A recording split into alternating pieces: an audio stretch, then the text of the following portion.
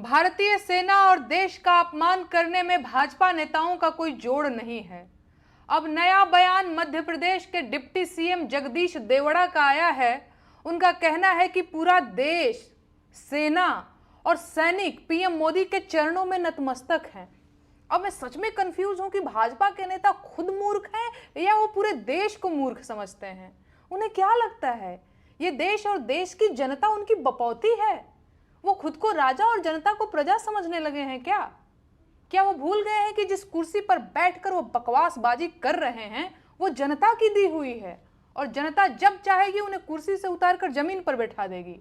देश की सेना देश का गौरव और सम्मान है और उसके बारे में फालतू बयानबाजी करने का अधिकार किसी नेता के पास नहीं है।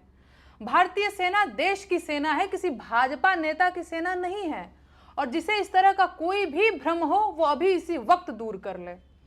भाजपा के सभी नेताओं को ये बात कान खोलकर सुन लेनी चाहिए कि नरेंद्र दामोदर दास मोदी इस देश के मालिक नहीं, सेवक हैं और उन्हें खुद इस देश की सेना, सैनिकों और देशवासियों के चरणों में नतमस्तक होना चाहिए।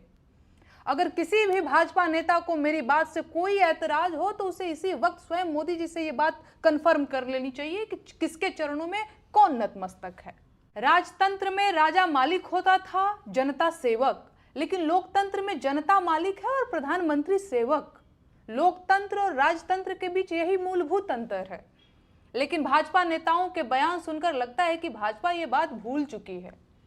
सच बात यह है कि कर्नल सोफिया कुरैशी का अपमान करने वाले भाजपा के मंत्री विजय शाह के खिलाफ ढंग से एक्शन लिया गया होता तो बड़ी संभावना है कि मध्य प्रदेश के डिप्टी सीएम जगदीश देवड़ा ऐसी बयानबाजी नहीं करते।